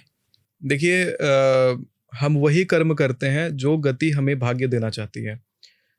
जैसे उदाहरण के रूप में मैं बताता हूँ कि मेरी जब जन्म कुंडली तैयार हुई थी तो मेरे नाना जी ने तैयार करी थी, और उस कुंडली में उन्होंने बचपन में ही मेरे लिख दिया था कि ज्योतिषी बनेगा। अच्छा। लेकिन जब मैं बड़ा होने लगा, विज्ञान पर मेरी रुचि जितनी थी और जिस तरीके का मेरा नाम आता था विज्ञान में, फ्रंट पेज पर आर्टिकल बड़े बड़े छपते थे कि दुश्मन देशों के लिए विनाशक है सुमित का ड्रोन, पानी से चलेगी कार, ऐसी चीजें आती थी। Oh my और God. मुझे भी स्टैनफोर्ड यूनिवर्सिटी में जाने के लिए तैयार करवाया जा रहा था, सब कुछ करवाया जा रहा था। लेकिन भाग्य जब कहीं बात और ले आया। भाग्य की आती है तो भाग्य मुझे वहीं लेके आया जहां लिखा हुआ था ज्योतिष, जब कुंडली में लिखा हुआ था। आयु तक कुंडली में लिखी जा सकती है, तो भाग्य पहले तय रहता है। कर्म उसी भाग्य को और परख और तराशने के लिए, उस भाग्य के अनुसार खुद को ढालने के लिए, एक नया जन्म पाने के लिए आप कर्म करते हैं। जैसे उदाहरण के रूप में, आप जब बच्चा गर्भ में होता है तो बच्चे का स्वरूप कैसा होगा वो पूर्णतः निर्भर करेगा कि माँ ने क्या खाया, किस तरह का आचरण रखा, सब कुछ वैसा उस पर निर्भर करेगा। तो बच्चा पूरी तरह से ढलता है और बाद में जन्म लेता है। फिर समय के साथ भी कई बार जन्म और होते हैं, समझिए जैसे आप बचपन में दिखते थे वैसे आज नहीं दिखते हैं। हर रोज, जो मैंने कहा, रात्रि में सुप्त रूप से भगवती काम करते करते आपको हर रोज नया बना रही हैं, हर रोज नया गढ़ रही हैं। तो जो काम आप कर रहे हैं वो शरीर आपको नया दिव्य शरीर प्राप्त होगा। ये शरीर आपका था ही नहीं जब आपने ये चैनल शुरू किया होगा। आपका शरीर कुछ और था, उस शरीर में ना वो स्किल थी, ना वो एबिलिटीज थी, ना चेहरे पे तेज था। लेकिन अब जब वो तेज बना है, वो निर्माण का हिस्सा है, वो जो भाग्य जो कर्म आपसे करवा रहा है उसका हिस्सा है। नहीं तो कई सारे बहुत बड़े बड़े कर्मठ लोग, अभी राहुल गांधी कम मेहनत करते हैं क्या प्रधानमंत्री बनने के लिए? लेकिन सोचिए कि राहुल गांधी इतने बड़े राज परिवार जैसे परिवार से होकर के भी चाय वाला जो व्यक्ति है वो जाकर के प्रधानमंत्री की कुर्सी को ऐसे पकड़ के बैठ गए कि बाकी कोई देख नहीं पा रहे उधर। तो वहां पर भाग्य देखिए कितना जबरदस्त काम करता है। और यहाँ पर मेरा भी जीवंत उदाहरण है। और बहुत सारे मेरे ऊपर के बहुत सारे टॉपर्स थे, मैंने देखा है उनको अभी भी स्ट्रगल करते हुए।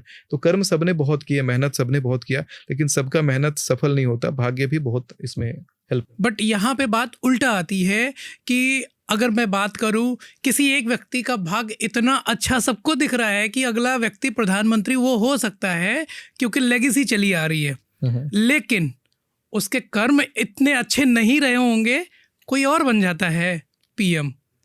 देखिए, मूल रूप से देखा जाए तो कर्म, यहाँ पर जो व्यक्ति हैं, जैसे राहुल गांधी का आप उदाहरण दे रहे हैं, तो कर्म तो वो कर रहे हैं अपनी तरफ से, बहुत मेहनत कर रहे हैं और अभी भी आए दिन इतनी रैलीज कर रहे हैं। पॉलिटिशियन को कम मेहनत नहीं करना पड़ता। सुबह 5 बजे उठने के बाद से उन लोगों का रूटीन जो शुरू होता है, लगातार हंसना है, लगातार मुस्कान अपने चेहरे पे बनाई रखनी है, चाहे तबीयत खराब हो, चाहे कुछ हो, तो भी खाने पीने का सारा रूटीन सब गड़बड़ रहता है।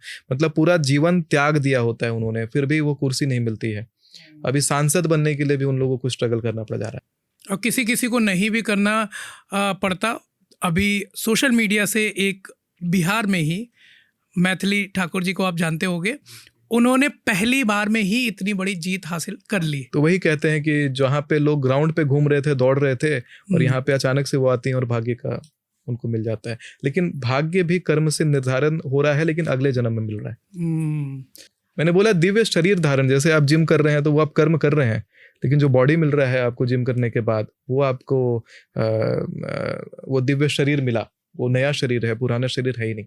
अच्छा, एक बात है कि आपके अगर इंस्टाग्राम में देखें तो ढेर सारे कमेंट्स भरे पड़े हैं कि महाराज जी आप ये यूज करते हैं जो इतना बड़ा अंगूठी, ये कैसे हैंडल करते हैं? कुछ लोग कहते हैं यही वो चमत्कारी चीज़ है जिससे आप भविष्य देख पाते हैं, ये क्या है? देखिए, ये एक पीतल का बना हुआ चिड़िया है। हाँ। और इसको ले करके मैं भविष्यवाणियाँ करता हूँ। मेरे पास एक बाग भी होता है, उसको लेके भविष्यवाणियाँ करता हूँ।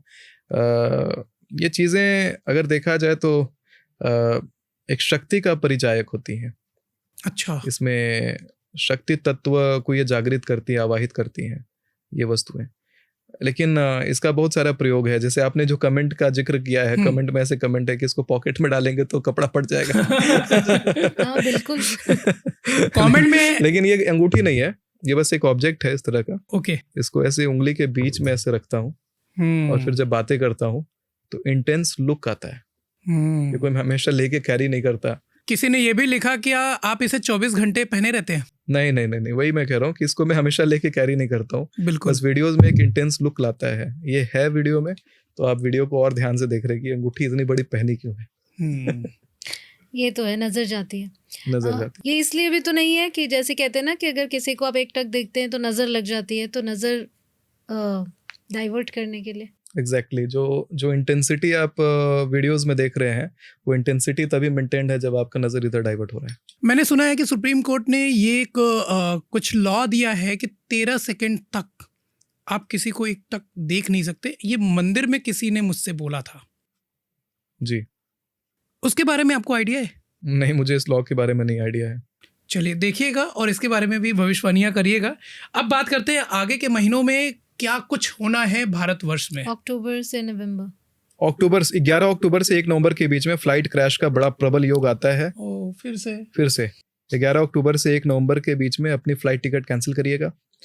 एयर एलिमेंट डैमेज्ड है। काफ़ी सारे 2-2 दिन पे फ्लाइट रिलेटेड एक्सीडेंटल न्यूज़ आपको सुनाई देंगे उस समय। फिर से तो 11 अक्टूबर से 1 नवंबर 2026 फ्लाइट कैंसिल करें। अपने अपने फैमिली को बोलें फ्लाइट में ट्रैवल ना करें। ग्रुप्स में शेयर करें, स्टोरी में ये वीडियो शेयर करें।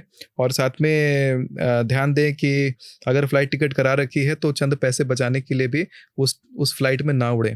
हो सकता है कि कहीं वो क्रैश करने वाली फ़्लाइट आपकी ना हो।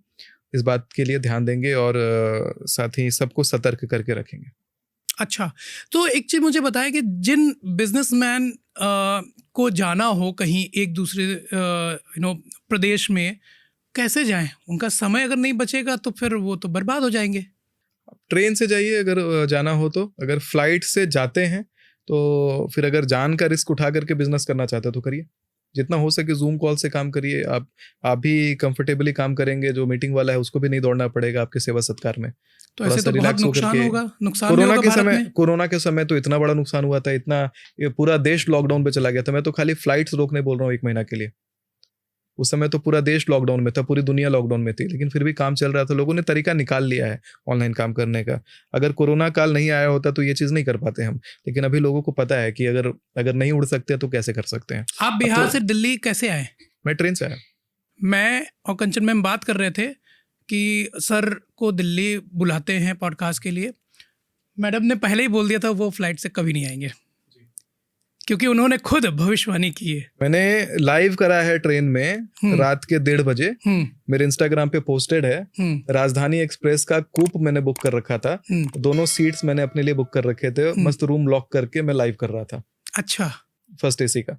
तो कंफर्ट आपको ट्रेन में भी मिल जाता है, अच्छा खाना भी मिल जाता है और थोड़ा सा एक अलग जर्नी का आप अनुभव भी कर लेते हैं। तो क्या जरूरत है कि हर बार फ्लाइट लिया जाए और तुरंत उड़ा जाए। पर ट्रेन हादसे भी तो होते हैं 2026। लेकिन अभी ट्रेन हादसे का योग नहीं है, अभी फ्लाइट का ही योग है। ये 2026 एयर एलिमेंट गड़बड़ है जी। तो क्या वायुदेव को प्रसन्न किया जा सकता है कि ये एयर एलिमेंट सही हो जाए 2026 का?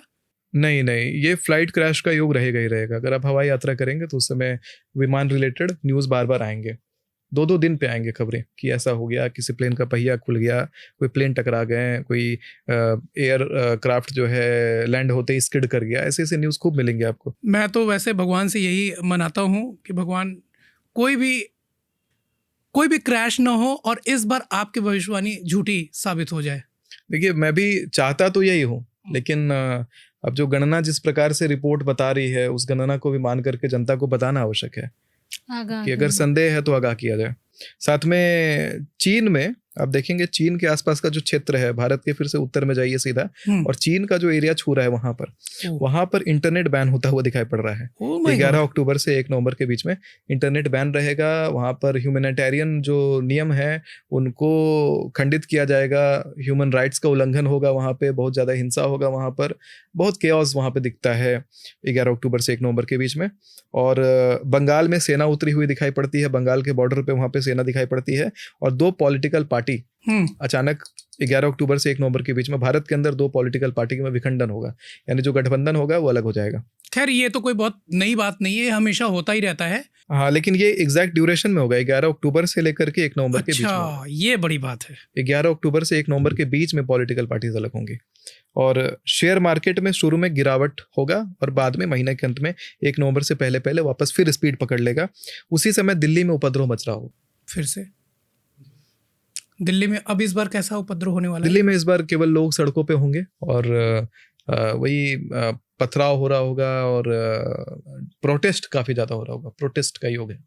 तो कुल मिला के 2026 बहुत खतरनाक है। जी हाँ। फिर अभी देखिए ना, 10 नवंबर से लेकर 10 दिसंबर के बीच में हरियाणा, पंजाब, राजस्थान, यहाँ पर किसी प्रकार का अग्निकांड होने का योग आता है। हम वहीं रहते हैं जी। ये 3 राज्यों में इस तरह का योग आता है। थोड़ा सा अगर हमारी इंटेलिजेंस अगर इसके ऊपर काम कर पाए, चीजों को रोक पाए तो बहुत अच्छा रहेगा। साल के अंत तक कोई एक ऐसी भविष्यवाणी बताए जिसको जानने के बाद लगे कि यार बहुत अच्छा हुआ कि आपने ये बोल दिया। एक तो मैंने बोला था कि आतंकी पकड़े जाएंगे और बहुत बड़ी आतंकी घटना को निरस्त कर लिया जाएगा। एक मैंने ये भी बोला था कि भारत की इकोनॉमी अचानक से ग्रोथ पकड़ने वाली है। और ये सारी चीजें हैं कि गोल्ड जो साल का अंत है, साल का अंत आते आते वापस शेयर मार्केट स्पीड पकड़ लेगा। जो बीच में क्रैश हुआ शेयर मार्केट है वो साल का अंत यानी 1 नवंबर आते आते स्पीड पकड़ेगा दोबारा। अच्छा। और फिर ऊपर की तरफ ये ग्राफ जाएगा। कभी अगर आपको मौका मिले पॉलिटिक्स में आने का तो आप क्या करना चाहेंगे? देखिए, फिर से मैं वही कहूंगा कि डेमोक्रेटिक गवर्नमेंट का सिस्टम में सपोर्ट ज़्यादा नहीं करता हूँ। ओके। लेकिन अगर ये मिलता है कि जनता के लिए कुछ किया जा सके, क्योंकि हर बार यही होगा कि लूट मार वाली गवर्नमेंट है। अगर लूट मार वाली गवर्नमेंट रहेगी तो मेरा कोई इंटरेस्ट नहीं है। अगर गवर्नमेंट कोलैप्स करती है उसके बाद मैं इंटरेस्टेड हो जाऊंगा। ओके। आपने ये भविष्य तो देखा ही होगा कि गवर्नमेंट कभी कोलैप्स करेगी। गवर्नमेंट कोलैप्स करेगी। वापस अखंड भारत का निर्माण करने के लिए ही गवर्नमेंट कोलैप्स करेगी। उद्देश्य गवर्नमेंट का चाहे गवर्नमेंट या चाहे ना चाहे अखंड भारत का निर्माण करना। अखंड भारत का निर्माण होके रहेगा, गवर्नमेंट कोलैप्स करेगी, वापस उसी तरह का राम राज्य वाला गवर्नमेंट आएगा, डिक्टेटरशिप का गवर्नमेंट आएगा। और जब आएगा तो वहां पर धर्मार्थ नियम से सत्ता चलेगी। इसकी डेट कोई? गवर्नमेंट कोलैप्स की डेट? इसकी डेट नहीं निकाली है मैंने। चलिए, जाते जाते हमारे सभी दर्शकों के लिए आपका मैसेज क्या होगा? लेकिन बहुत ज्यादा दिन नहीं है गवर्नमेंट कोलैप्स करने में। अच्छा। हाँ, चलिए, कोई बात नहीं, नजदीक ही भविष्य में होने वाला है, बहुत ज्यादा दिन नहीं है। जाते जाते आप हमारे दर्शकों के लिए क्या मैसेज देना चाहेंगे? जाते जाते मैं यही मैसेज देना चाहूंगा दर्शकों को कि जो प्राप्त है वो पर्याप्त है मान के चलिए। लोभ मत करिए। लोभ के कारण सब तरह का हिंसा शुरू होता है। और ईगो 1% भी मत रखिए। अच्छा। थोड़ा सा मैं दर्शकों को थोड़ा कंफर्टेबल कर दूं खुद से कि जब मैं ये भविष्यवाणियां करता हूं तो डर मुझे भी होता है कि मैंने जो भविष्य का गणना किया होता है वो डराता है। और वही कारण है कि इंटेंस ये इन्वायरमेंट बन जाता है। लेकिन अगर देखा जाए, और मैं बहुत लोगों को ईगोइस्ट दिखाई पड़ता हूँ, जब आप देखेंगे कमेंट में भरा रहता है बहुत ईगो है, लेकिन मेरे में 1% का ईगो नहीं है। अगर लोग मुझे अगर पर्सनली जो मुझे जानते हैं, और अगर इंस्टाग्राम पे ही एक छोटा सा गेस्चर मेरा रहता है, अगर कोई फॉलो कर रहे हैं, मुझे जान रहे हैं, तो मैं फॉलो बैक देता हूँ अगर मिला हूँ। क्या बात तो ये चीज़ें मेरा है। और मेरे फॉलोइंग ऐसा नहीं है कि 1 लोगों को फॉलो किया, 2 लोगों को किया, काफ़ी अब भरते जा रहा हूँ, क्योंकि लोगों से मिल रहा हूँ तो सबसे जुड़ रहा हूँ। क्योंकि देखिए बीइंग अ क्रिएटर ऐसा होता है कई बार कि नहीं मेरे फॉलोअर्स ज़्यादा हैं तो मैं ना छोटे फॉलोअर्स वालों को मैं रिस्पेक्ट नहीं करूंगा, लेकिन आपके फैमिली में आप क्रिएटर हो सकते हैं, लेकिन आपके माता के फॉलोअर है, पिता के कितने फॉलोअर हैं, आपके भाई के कितने फॉलोअर हैं, सबके फॉलोअर तो होंगे नहीं, लेकिन आप सबसे संबंध नहीं तोड़ते हैं। तो हमें चलना चाहिए संबंध जोड़ करके। मैं संबंधों को जोड़ने में ज़्यादा बिलीव करता हूँ। अगर कोई रिश्ते हैं तो वहाँ पे सॉरी बोलने वाला पहला व्यक्ति मैं होऊंगा, अगर रिश्ता बचे उसको बोलने से, क्योंकि रिश्ता को मजबूत करना, जोड़ना बहुत ज़रूरी है। आज के समाज में कोई किसी का है नहीं, हमेशा समय ऐसा आता है कि सब लोग अपने अपने काम में बिजी रहते हैं और छोटी सी कारण बना करके लोग रिश्ता पहले तोड़ने पे ज़्यादा फोकस देते हैं, सॉल्यूशन पे नहीं देते हैं। तो बातों को भूलिए और बातों को भूल करके सॉरी बोलना पड़े, जहाँ झुकना पड़े झुकिए, अपने रिश्ते में झुकिए। हाँ, समाज में कहीं झुकना नहीं है, मतलब जहाँ पे आप अपना फैक्ट रख रहे हैं, गलत के लिए स्टैंड ले रहे हैं, वहाँ झुकना नहीं है। झुकना वहाँ है जहाँ पे रिश्ता है और रिश्ता को बचा सकते तो वहाँ बचाइए। अभी मेरे पास जितने रिक्वेस्ट आते हैं 10 में से 8 रिक्वेस्ट आते हैं डाइवोर्स केसेस वाले कि लोग डाइवोर्स ले रहे हैं। क्यों डाइवोर्स ले रहे हैं? दोनों का ईगो वार रहता है। तो ईगो अगर आपने रखा हुआ है, चाहे पारिवारिक रिश्ते में रखा है चाहे ऑफिस में रखा है, आप बिल्कुल पट से नीचे गिरेंगे, क्योंकि लकड़ी जो सूखी होती है, तनी हुई लकड़ी तुरंत टूट जाती है, और जो लकड़ी में लचीलापन होता है, लचक होता है, वो बचता है। तो मैं लचक में बिलीव करता हूँ कि आप लचीले रहिए, अपने अंदर का बच्चा को मत मरने दीजिए। आपके अंदर एक बच्चा जीवित है, छोटा बच्चा है, उसको अपने अंदर जीवित रखिए। आप कभी मन करे बचकानी एक्टिविटीज कर लिया करिए, लेकिन जो है ज़्यादा सीरियस होना लाइफ में, ज़्यादा प्रोफेशनल बनना, ये बहुत बुरी बात होती है। जो लोग बहुत प्रोफेशनल है, बहुत सीरियस हैं, उनके संबंध कहीं से अच्छे नहीं होते। अभी मैंने भी ये महसूस किया आपसे कि आपके संस्कार बहुत बड़े हैं। मैसेज से जब हमारी बात हो रही थी यहाँ आने से पहले, तो आपने लिखा रुपेश भैया जी। मैंने कहा इतने बड़े आचार्य जी, 1% का घमंड नहीं, मुझे भैया जी बोल रहे। बेशक मैं आपसे बड़ा हूँ जी, बड़े हैं इसलिए भैया है, बट आपने भैया बोला, मुझे ये एहसास हो गया कि आपके संस्कार बहुत बड़े हैं।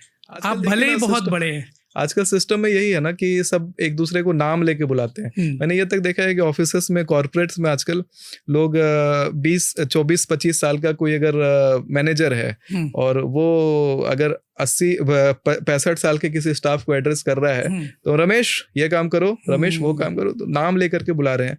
वहां पर अगर थोड़ा सा संबोधन अगर आप दे सके, आपके अंदर विनम्रता आ जाए, तो वो चीज़ ज़्यादा बढ़िया रहती है। क्योंकि ऐसे जो लोग होते हैं, इधर मैनेजर्स भले हैं, ऐसे अच्छे पोस्ट पे भले बैठे हैं, ऑफिस में आप अपना रुतबा भले बना सकते हैं, लेकिन घर में आपका पारिवारिक माहौल ही अच्छा नहीं दिखाई पड़ता है। जब मैं कुंडलियाँ देखता हूँ लोगों की, तो ये देखता हूँ कि उनका मैरिज लाइफ खराब है और उनका पारिवारिक रिश्ता खराब है, परिवार से सबसे कट के हैं, कहेंगे रिलेटिव्स से मैं बिल्कुल दूर रहता हूँ, मुझे किसी से लेना देना नहीं है, और दोस्त मेरी टांग खिंचाई करते हैं और उनके भी सीनियर उनकी टांग खिंचाई करते हैं। ये सिस्टम बना दिया है आप लोगों ने, ये सिस्टम को तोड़ना जरूरी है। जाते जाते एक रैपिड फायर हो जाए। सो रैपिड फायर राउंड के लिए तैयार है? यस। सो भाग्य या कर्म? भाग्य। सबसे ज्यादा एंजॉय किस में करते हैं आप? चीजें तोड़ने में। कैसे? जैसे अभी ये कॉफी पी लिया मैंने और अब ये कप को तोड़ूंगा। Oh my God. ज्योतिष या विज्ञान? ज्योतिष। कुंडली या मेहनत? दोनों। सबसे शक्तिशाली ग्रह? बृहस्पति। सबसे ज्यादा गलत समझे जाने वाला ग्रह? राहु। क्या भविष्य पूरी तरीके से बदला जा सकता है, हाँ या नहीं? हाँ। एक उपाय जो हर व्यक्ति कर सकता है। सुबह उठ करके भगवान राम जी का करना है। राम रामेति रामेति रमे रामे मनोरमे सहस्र नाम तत्तुल्यम राम नाम वरानने। विष्णु सहस्र नाम का पूरा फल मिल जाता है। डर ज्यादा नुकसान करता है या बुरा समय? बुरा समय। सुबह का समय या रात का समय, कौन ज्यादा शक्तिशाली? रात का समय। युवा पीढ़ी की सबसे बड़ी गलती क्या है? समय बर्बाद करना। जिंदगी में सबसे जरूरी चीज पैसा, नाम या शांति? शांति। एक आदत जो हर व्यक्ति को छोड़ देनी चाहिए? चीजें टालना, जो करना है तुरंत करो। और एक आदत जो हर व्यक्ति को शुरू करनी चाहिए? जो मन में प्लान बनाया है उस पर ज्यादा सोचना नहीं है, तुरंत उसको कर डालना है और सीरियस नहीं रहना लाइफ में। किस पर ज्यादा भरोसा, कर्म या किस्मत? किस्मत। एक लाइन में जीवन का सबसे बड़ा सत्य? मृत्यु। अगले 3 साल में सबसे बढ़िया साल कौन सा होगा? 2028। क्या बात है, थैंक यू सो मच। सो आज का जो पॉडकास्ट है ये बहुत इंसाइटफुल रहा है, और सबसे बड़ी बात है कि आप जो हैं वही हैं, कोई दिखावा नहीं है, कोई बनावटीपन नहीं है, कोई ऐसा नहीं किसी प्रेशराइज्ड वे में आप कोई चीज़ भविष्यवाणी करते हैं। सो जो भविष्यवाणी आप करते हैं आप उस पर अडिग हैं, आपको पता है कि वो सत्य होगा। जाते जाते मैं ये चाहूँगा कि मेरी जनता आपसे क्वेश्चंस पूछे ताकि अगली जब हम पॉडकास्ट करें जी, तो उन क्वेश्चंस को हम शामिल करें तो बस कमेंट में क्वेश्चन डालिए और हर हर महादेव भी लिखिए। सो चलते चलते एक बार हर हर महादेव जरूर से नमः कहें। पार्वती पतया हर हर हर महादेव। जय भवानी। जय भवानी। जय भवानी।